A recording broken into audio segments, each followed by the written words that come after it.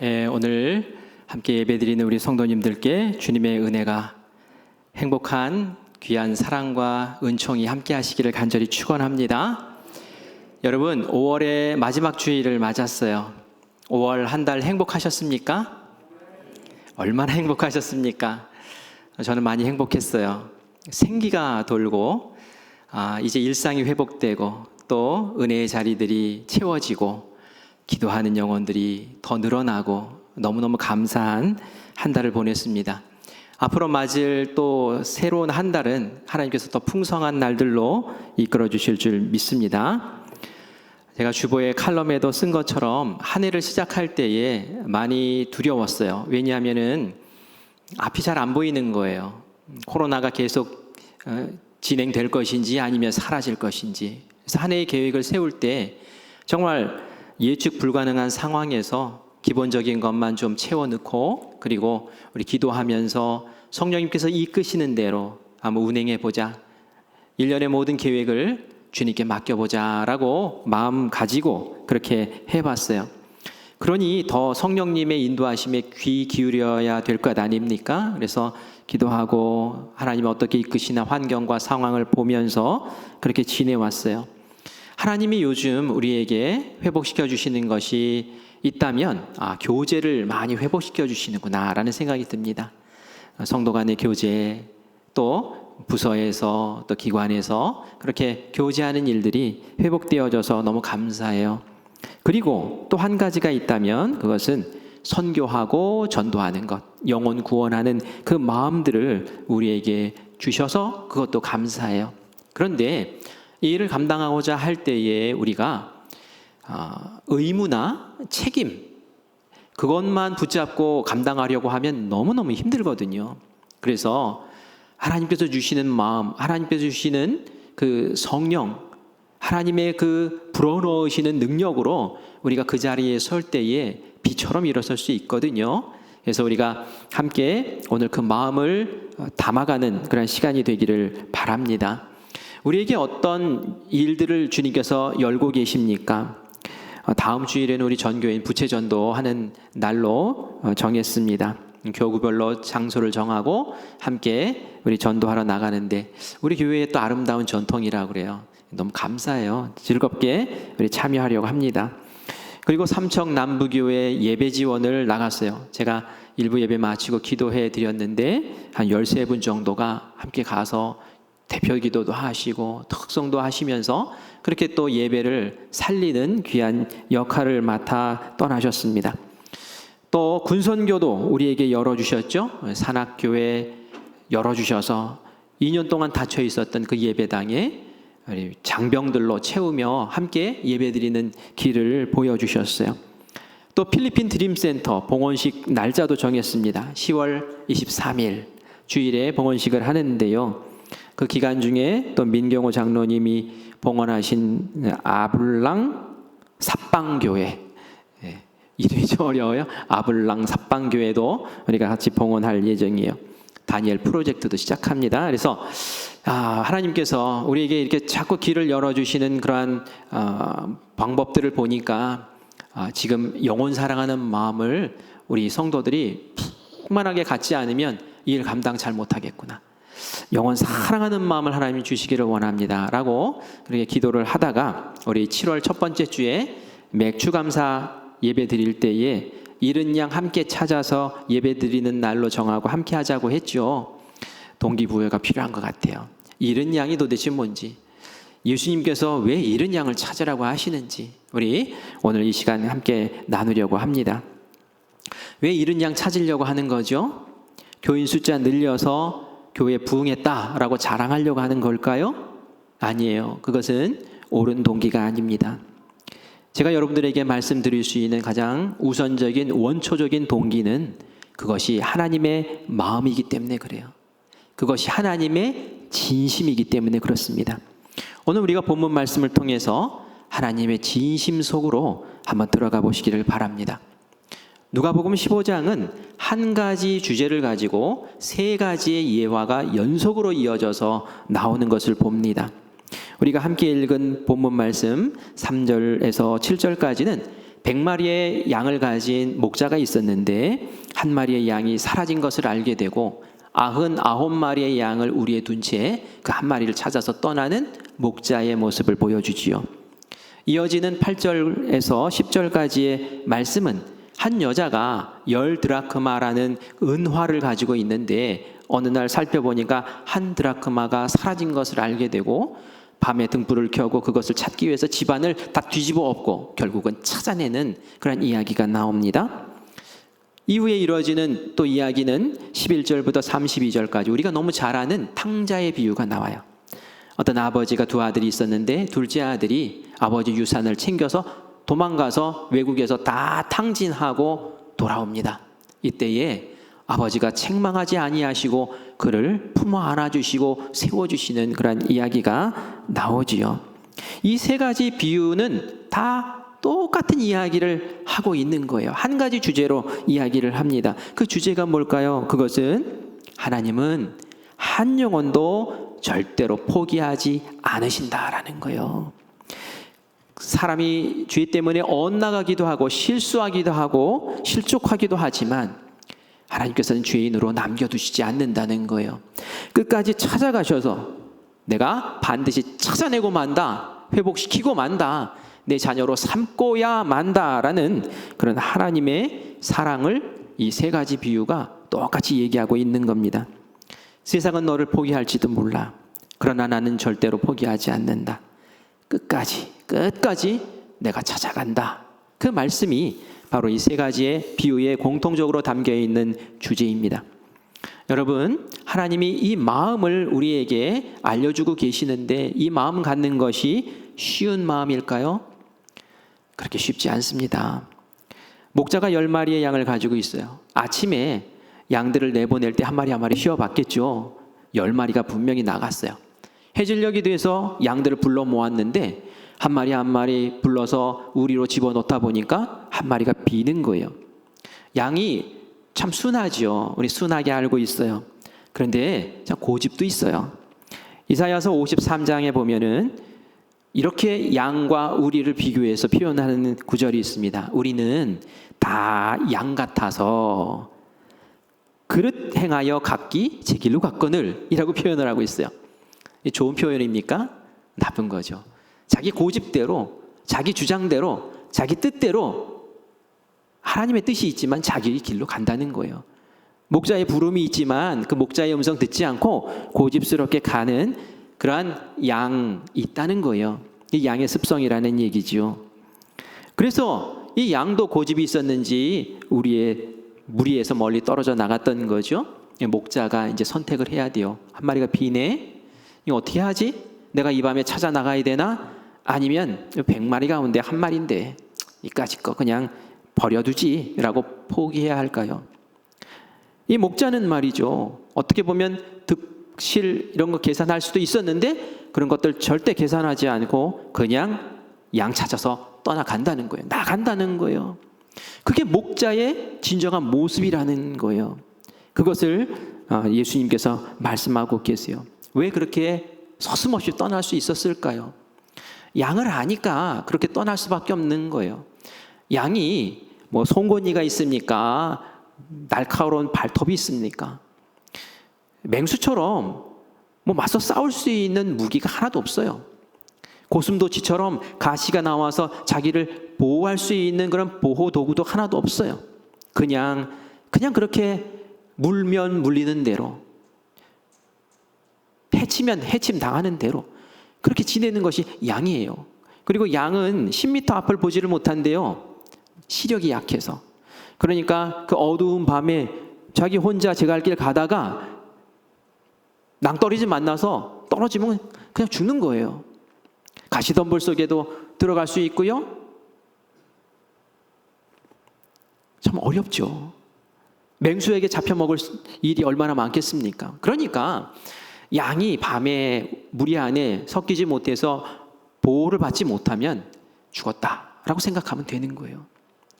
그것을 알기 때문에 이 목자는 계산하지 않고 그냥 그 자리를 떠나서 나갈 수밖에 없다라는 이야기를 합니다. 이게 목자의 당연한 모습이라는 거예요.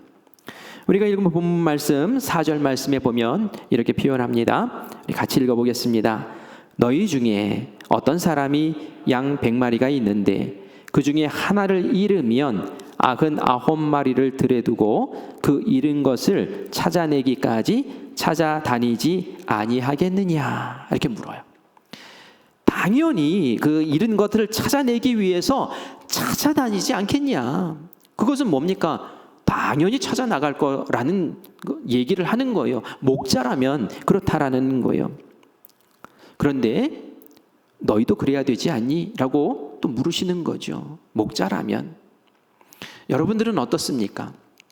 우리도 목자잖아요. 우리는 어떻습니까?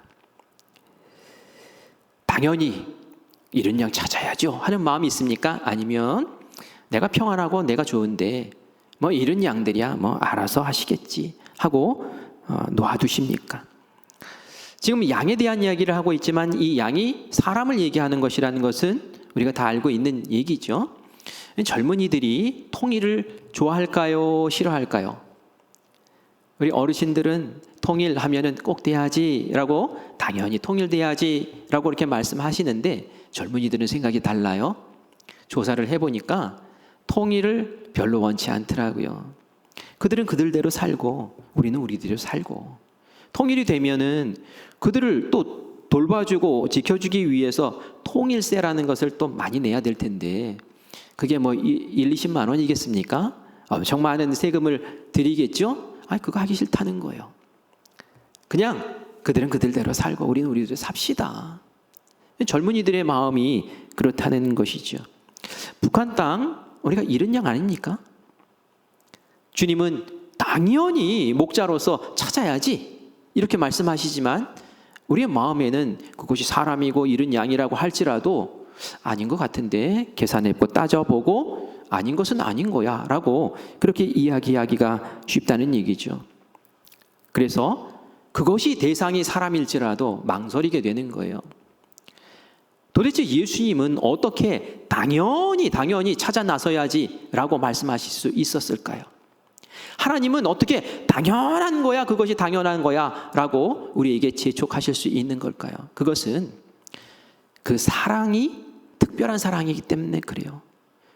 사람 사랑하는 것이 아니라 자녀 사랑하는 마음으로 바라보시기 때문에 그렇다는 얘기입니다.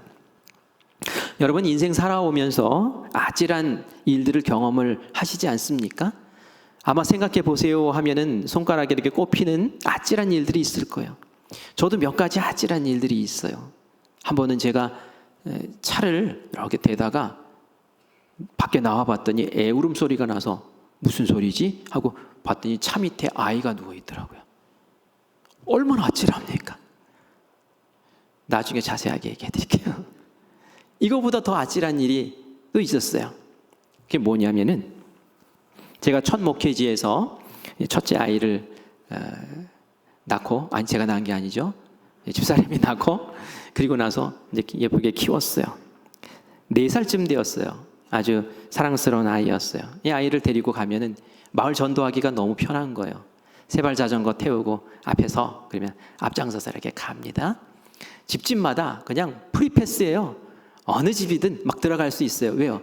아이고 애기 왔네, 애기 왔네, 이리 와 하면서 맞아주시니까 말이죠. 저 혼자 가면은 경계하고 또 전도하러 왔구나 하면서 마음 딱 닫는데 이 아이 데리고 가면 말이죠. 어디든지 쑥쑥 다 들어갈 수 있었어요. 1시간이고 2시간이고 이야기하고 또 복음도 전하고 할 수 있었습니다. 그런데 어느 날 이제 교회에서 필요한 물품이 있어서 이제 대형 마트에 이제 가게 됐어요.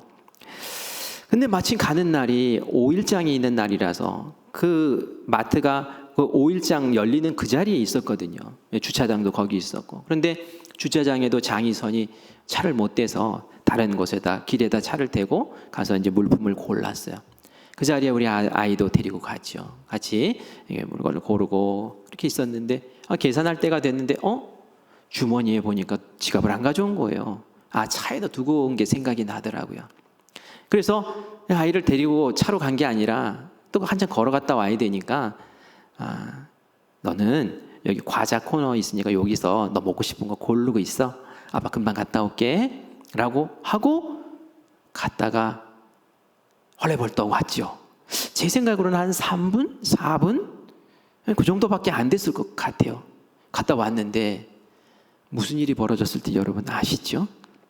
그 일이 벌어졌어요. 안 보이는 거예요. 눈앞이 깜깜한 거예요. 가슴이 철렁한 거예요. 데려갈 걸. 와, 내가 왜 그랬지? 막 주위를 둘러보고 마트를 막 돌아다녀보고 그 옆에 마트에도 또 가보고 그 시장이 그때 5일 전에 컸거든요. 도대체 이 녀석이 어디가 있는 건가? 막 소리를 들어보고 울음소리가 어디서 나나 들어보고 막 그냥 그곳에서 한 30분을 헤맨 것 같아요. 그 30분이 전 완전 지옥 같더라고요. 내가 도대체 무슨 짓을 한 건가? 와, 하나님 찾아주세요. 하나님, 제가 하나님 하라는데도 다 할게요. 하나님 찾아주세요 하면서 돌아다녔는데 아유, 닭 잡는데 거기서 그거 구경하면서 눈물 콧물 다 흘리고 닭 잡는 데 가서 있는 거예요. 그래서 꼭 끌어안고 그리고 눈물 닦아주고 콧물 닦아주고 보니까 과자 한 봉지 이렇게 또 들고 있더라고요. 계산은 안 하고 그 들고 나온 거예요. 그래서 끌고 가서 같이 계산하고 그리고 괜찮았냐 하고 이제 데리고 이제 집으로 돌아온 적이 있습니다. 집에 와서 얘기했을까요? 안 했을까요? 한참 있다 얘기했어요. 혼날까봐 한참 있다 얘기했어요. 근데 이게 말이죠. 제가 지난 다음에 그런 생각이 들더라고요. 만약에 그때 제가 아이를 잃어버렸다면 어떻게 됐을까? 제가 그때 아이를 잃어버렸으면 어떻게 됐을까? 제가 지금 잊고 살까요? 잊을 수가 없죠. 잊을 수가 없어요. 그 아이를 찾지 못한 그 마음이, 아픔이 제 마음 가운데 사무치게 남아있을 거란 말이죠. 누군가가 아니 목사님, 딸도 있잖아요. 딸 있으면 됐죠. 위로가 될까요? 아니죠. 딸은 딸이고 또 아들은 아들인 거예요. 제가 자녀가 10명이 있다고 생각해 보세요. 그 10명 가운데 1명을 잃었어요. 9명이 있으니까 1명 잃는다고 그게 뭐 괜찮지 않습니까? 이 위로가 되겠습니까? 아니에요. 9명은 9명이고 1명은 1명인 거예요. 아마 마음 아파하고 속상해하면서 내 아들 어디 갔지? 지금 뭐 하고 있을까? 매 마음 가운데 생각하면서 노심초사 그렇게 마음에 담고 살지 않겠습니까? 먼저 자녀를 이제 하늘로 보내신 분들도 계세요. 그죠? 그런 분들은 이미 알아요. 내 자녀가 하나님 곁에 갔구나 하니까 마음에 어느 정도 정리는 할 수 있어요. 하지만 잃어버렸을 경우는 차원이 또 다르다는 말이에요. 끔찍한 그런 아버지의 마음에, 엄마의 마음에 정말 끔찍한 상처가 된다는 거죠. 예수님 마음이 바로 그런 마음인 거예요. 하나님의 마음이 바로 그런 마음인 거예요. 뻔히 자녀가 있는데 죽은 것도 아니고 잃어버리는 거예요. 지옥 가게 생긴 거예요. 찾아오질 못한 거예요. 그러니 이 하나님의 마음이 얼마나 간절하고 답답하겠습니까? 그런데 이 마음을 사람들이 잘 몰라요. 그래서 예수님이 바로 이 비유의 말씀을 드신 거죠. 우리 1절 말씀, 2절 말씀 같이 보겠습니다. 같이 읽을까요? 모든 세리와 죄인들이 말씀을 들으러 가까이 나오니 바리새인과 서기관들이 수근거려 이르되 이 사람이 죄인을 영접하고 음식을 같이 먹는다 하더라. 아멘. 무슨 말씀입니까? 예수님이 말씀 전하실 때에 그곳에 세리와 죄인들이 잔뜩 몰려온 거예요. 예수님이 이들을 배척하지 않으시고 스스럼 없이 환영하시고 또 식사까지 하시는 거예요. 이 모습을 지켜본 바리새인과 서기관들이 마음에 분이 일어요. 그 당시 종교 지도자들은 예수님의 이런 모습을 도무지 용납할 수가 없는 거죠. 왜냐하면 죄인과 어울려서 식사한다는 것은 내가 저희들과 함께 어울려서 부정하게 된다는 얘기거든요. 나도 죄를 탄다는 얘기예요. 그래서 거룩을 지키는 사람들은, 경건한 사람들은 이런 사람들과는 철저하게 구별하고 외면하고 차버리고 쫓아내고 심지어는 제거해야 될 쓰레기 같은 인간들이다 라고 그렇게 보았던 거죠. 그런데 예수님은 다르더라는 거예요. 그 사람을 버려야 될 인간 쓰레기로 보는 것이 아니라 그 사람들을 잃은 양으로 보고 찾아야 될 영혼으로 보고 하나님의 자녀로 보고 내가 잃어버린 자녀 지켜야 된다, 찾아야 된다라는 마음으로 그들을 대하고 만나고 계시더라는 거예요. 이 마음이 필요한 거예요. 이 마음이.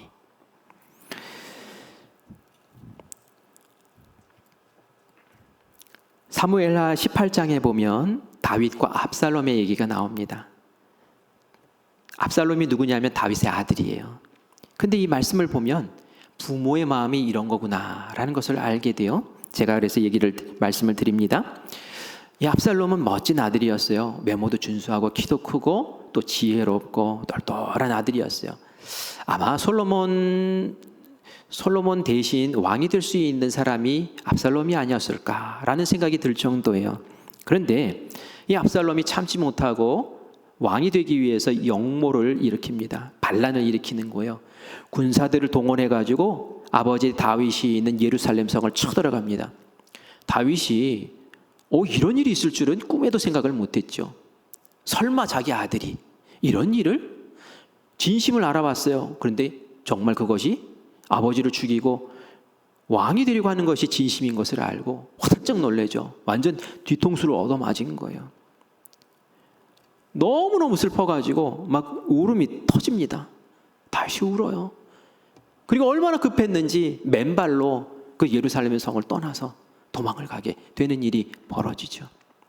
이 압살롬이 성을 쳐들어왔더니 왕과 신하들은 다 도망가고 그냥 쉽게 성을 정복하죠. 그리고 나서는 그 왕궁의 맨 꼭대기 옥상에 올라가서 아버지의 후궁들과 함께 동침을 해요. 뭡니까? 내가 왕이다라는 거예요. 그리고 아버지를 욕되게 모욕하는 거예요. 바로 이런 사람이 압살롬이었어요. 이것도 모자라서 왕이 도망을 갔어? 살려두면 안 되지. 군대를 꾸려라 해가지고 다윗의 목숨을 제거하기 위해서 군사를 꾸려가지고 또 추적해오는 사람이 바로 압살롬이었어요. 이거 아들이 맞습니까? 이런 못된 아들이 어디 있어요? 드디어 압살롬의 군대와 다윗의 군대가 맞붙게 됐어요. 그런데 다윗이 나가려고 하는 지휘관들을 불러놓고 얘기를 합니다. 부탁을 해요. 무슨 부탁을 합니까?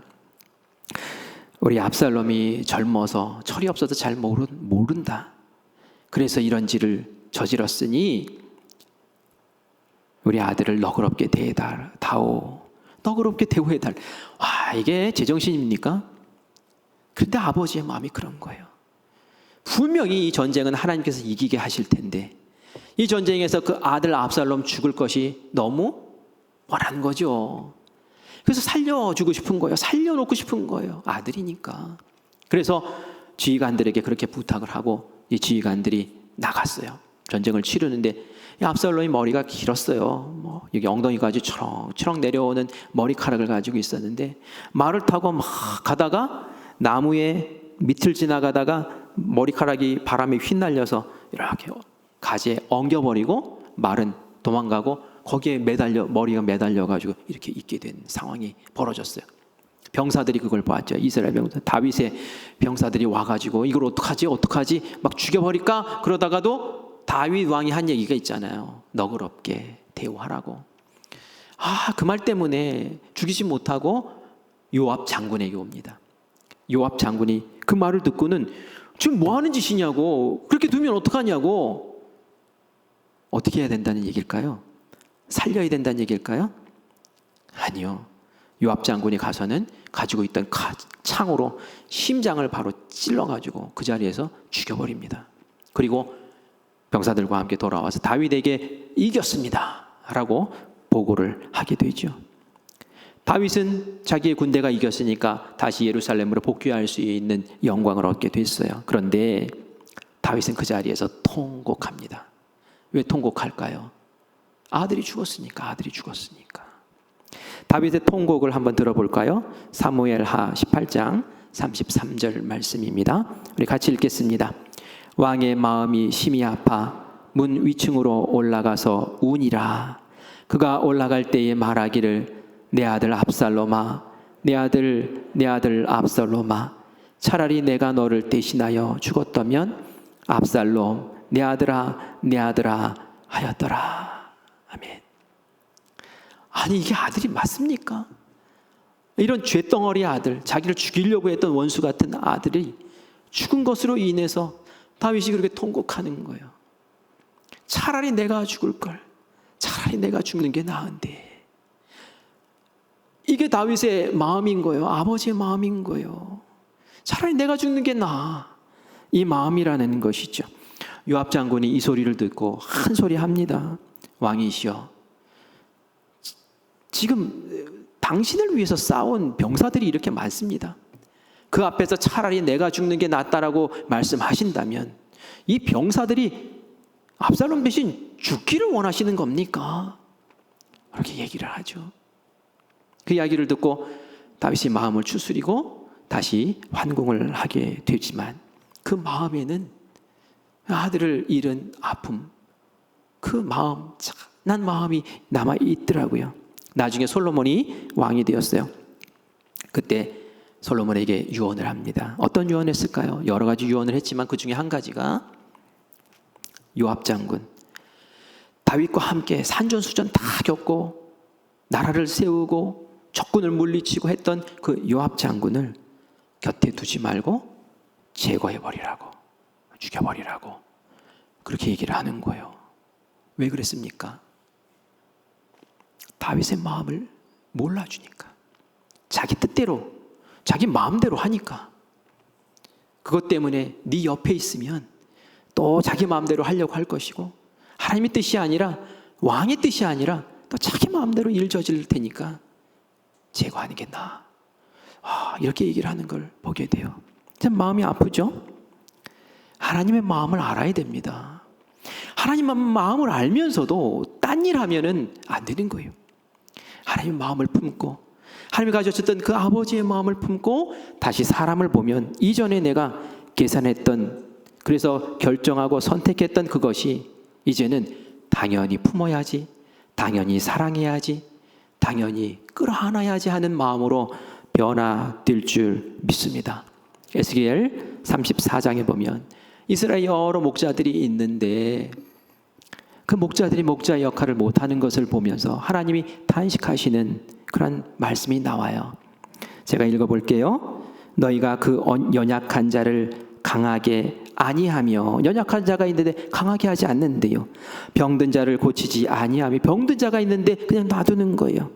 상한 자가 있는데 싸매주지 아니하며, 쫓기는 자를 돌아오게 하지 아니하며, 또 같이 읽을까요?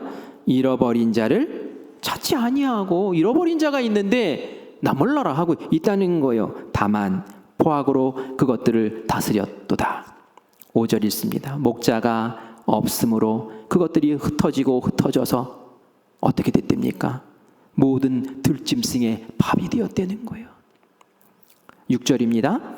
내 양떼가 모든 산과 높은 맷부리에마다 유리되었고, 내 양떼가 온 지면에 흩어졌으되 찾고 찾는 자가 없었도다. 양들이 다 흩어져서 잃어버렸는데도 찾아 나서는 목자가 없다는 거예요.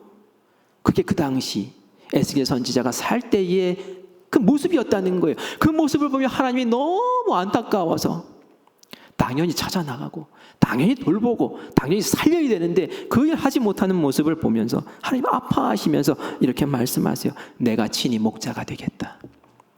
내가 그들을 찾아 돌보겠다. 내가 그들을 찾아 건지겠다 하면서 하나님께서 나서고 마시더라고요. 하나님 나서신 그 모습이 뭡니까? 바로 예수님이 이 땅 가운데 오신 것이에요. 하나님이 오신 것이에요. 하나님이 예수님을 통해서 인간의 몸을 입으시고 이 땅 가운데 오셔서 살을 찢으시고 피를 흘리시고, 그리고 우리를 위해서 생명을 바치시고 지옥길로 가는 우리를 생명의 길로 바꾸어 놓으시고, 너희들은 이제 나의 자녀야 라고 하면서 아버지의 마음을 보여주시고 우리를 품으신 줄 믿습니다. 그게 바로 성찬식인 거예요. 그것을 기념하고, 그것을 생각하고, 그것에 감사하고, 하나님 그 마음을 저에게도 주시옵소서라고 고백하는 자리가 바로 오늘 예배 중에 있을 성찬식인 줄 믿습니다. 누구를 위해서요? 우리를 위해서. 누구를 위해서요? 바로 나를 위해서 하나님이 그렇게 하셨다는 거예요. 그러므로 우리는 하나님의 이 사랑을 전하는 은혜의 통로가 되어야 될 줄 믿습니다. 이미 크신 사랑을 받았으니까. 그리고 다른 사람에게 모자라다, 부족하다, 저리 가라, 너는 죄인이야, 이런 말을 할 수 없는 거예요. 왜요? 우리가 죄인이었으니까. 하나님의 그 크신 사랑으로 우리가 회복된 것이지 우리도 죄인이었단 말이에요. 그래서 아버지의 마음으로 끌어안고 품는 거예요. 자녀들이 잘못했다고 내칩니까? 자녀들은 잘못해도 고쳐서 쓰는 거예요. 한 품으로 끌어안는 거예요. 예수님 말씀하세요. 내가 의인을 부르러 온 것이 아니요 죄인을 불러 회개시키러 왔다. 이 말씀은 비유 이전에 이미 여러 차례 말씀한 거예요. 우리 평행 본문이라고 하는 본문이 있는데요. 마태복음 18장 12절부터 14절에 보면은 이 말씀이 나옵니다. 똑같은 비유의 말씀이 나와요. 잃은 양 찾아 나서는 예수님의 말씀. 근데 제가 이 말씀을 보면서 우리가 잃은 양이라고 하는 것이 이런 거구나라는 것을 좀 폭넓게 이해를 하게 됐어요. 이 앞에 나왔던 비유의 말씀은 죄인 이렇게 포괄적으로 얘기를 해요. 그렇죠? 바리새인과 서기관들이 무시하는, 자기들은 거룩하다고 생각하는 사람들이 무시하는 그 죄인 큰 덩어리를 얘기해요. 그런데 이 마태복음 18장으로 가면은 이런 얘기가 나옵니다. 예수님의 제자들이 예수님에게 와서 예수님, 어떻게 하면 천국에서 큰 자가 될 수 있습니까? 물어요. 그러자 예수님 말씀하세요. 어린아이처럼 돼야 돼. 겸손해야 돼. 순수해야 돼. 그러면 천국에서 큰 자가 될 수 있어 라고 가르쳐 주세요.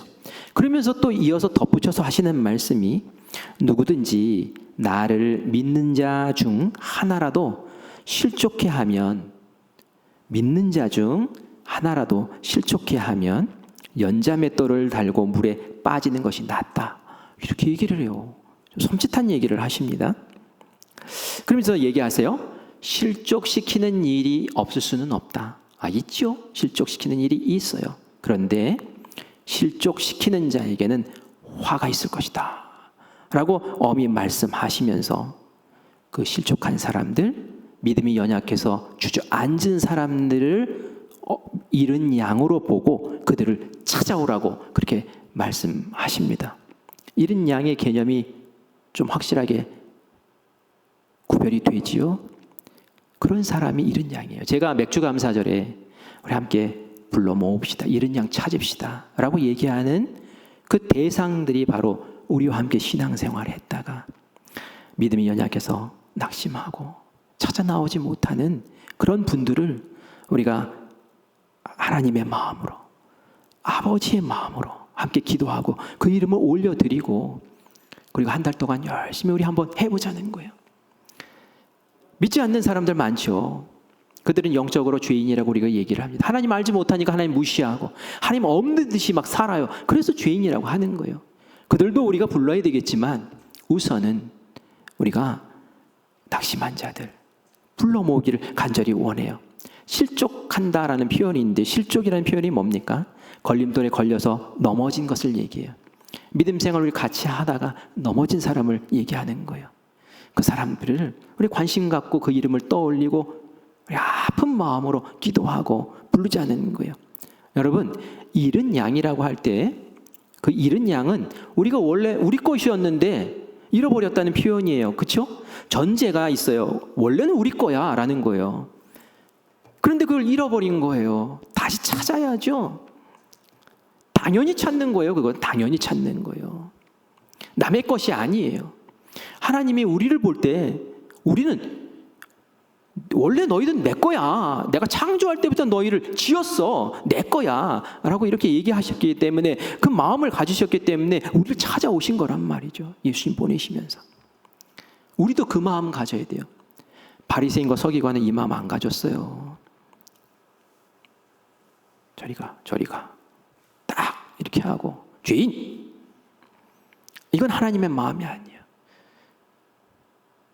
그래서 예수님이 안타까운 마음으로 3번씩이나 똑같은 말씀을, 똑같은 내용의 말씀을 그렇게 전하시면서 강조하시는 거예요. 찾아라, 찾아라. 다시 회복시켜라, 회복시켜라. 끝까지 가서 찾아라. 그 끈질긴 하나님의 그 사랑 때문에 우리가 이 자리에 있는 줄 믿습니다. 그 마음을 가지셔야 돼요. 그걸 못하면 하나님이 나서셔야 되는 거예요. 또 하나님이 또 못 박히셔야 되는 거예요. 그 일을 왜 또 하나님이 하셔야 합니까? 은혜 받은 사람들이 이렇게 많고 하나님의 사랑을 아는 사람들이 이렇게 많은데 우리가 그 일을 잘 감당하기를 원합니다. 내가 이미 하나님의 사랑 받았으니까 우리가 사랑 품고 함께 일어서는 귀한 백성들 되기를 원합니다. 마태복음 18장 14절 말씀 같이 읽고 오늘 말씀을 마치겠습니다. 마태복음 18장 14절 말씀입니다. 같이 읽습니다. 이와 같이 이 작은 자 중에 하나라도 잃는 것은 하늘에 계신 너희 아버지의 뜻이 아니니라.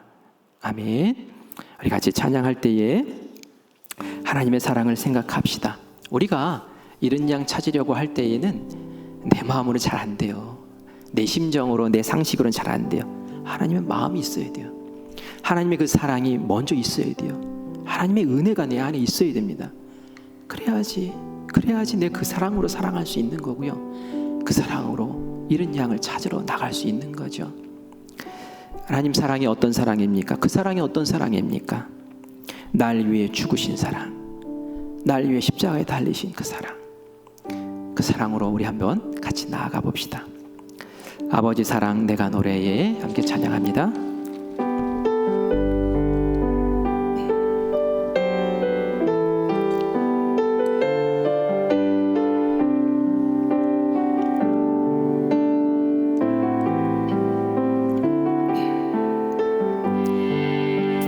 아버지 사랑, 아버지 사랑 내가 노래해. 아버지 은혜 내가 노래해. 그 사랑 변함없으신 거짓없으신 성실하신 그 사랑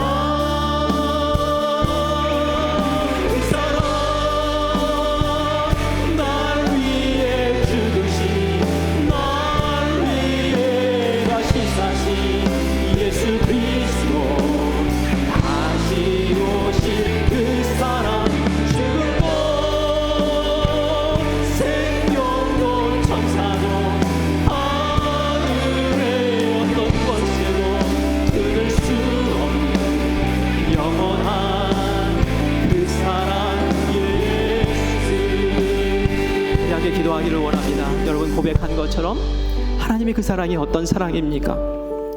그 높고 높은 곳에 계신 하나님이 날 살리기 위해서 잃은 양이라고 정말 가망 없는 나를 찾아오셔서 그 생명을 다 바치시고 몸을 찢으시고 피를 흘리시며 나를 사신 줄 믿습니다. 그 아버지의 사랑을 다시 한번 주님 앞에 감사로 고백합시다.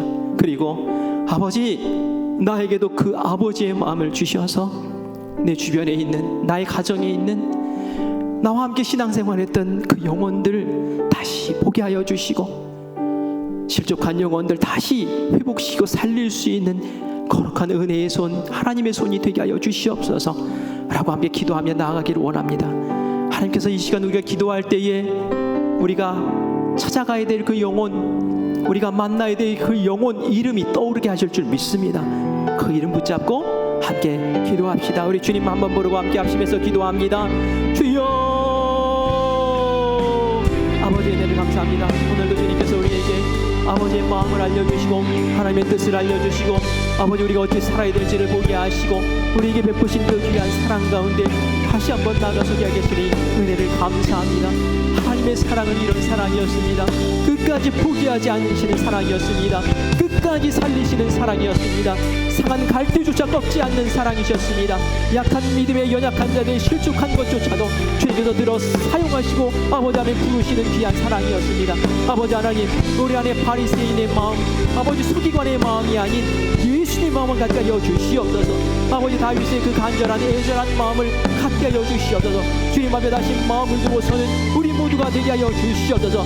성령님께서 우리 안에 힘을 역사하여 주시어서 내 뜻이 아닌 하나님의 뜻 가운데 서는 귀한 백성들로 다시 한번 일으켜 세워주시고 아버지 하나님, 숨지르며 기도하는 우리 사랑하는 영혼들 불러 세울 수 있는 귀한 발걸음, 귀한 마음들 될 수 있도록 주여 인도하여 주시옵소서.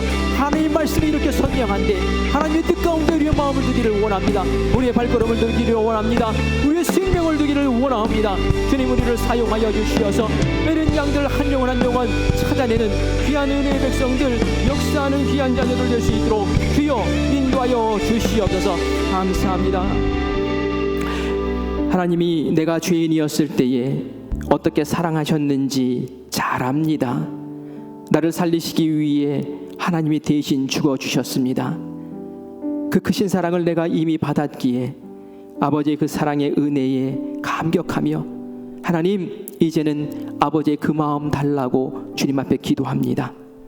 내 뜻으로는 판단하고 생각하다가 이런 양에게 찾아가지 못하는 멈춤이 있지만 하나님께서 베푸신 귀한 사랑과 그 은혜에 감격하여 아버지의 뜻을 묻고 그 뜻을 받을 때에 주저없이 나의 발걸음이 실족한 이들, 죄인들의 회복을 위해 달려가게 하실 줄 믿습니다. 우리가 이름을 부르며 주님 앞에 기도했습니다. 주님께서 찾게 하신 그 이름, 바라보게 하신 그 이름, 우리 함께 예배드릴 수 있는 귀한 은총을 주님 허락하여 주시옵소서. 우리가 하나님의 뜻을 이루어드리는, 하나님께 부끄럽지 않은 귀한 교회, 귀한 성도 되게 하실 줄 믿사옵고 살아계신 예수님의 이름으로 간절히 기도합니다. 아멘.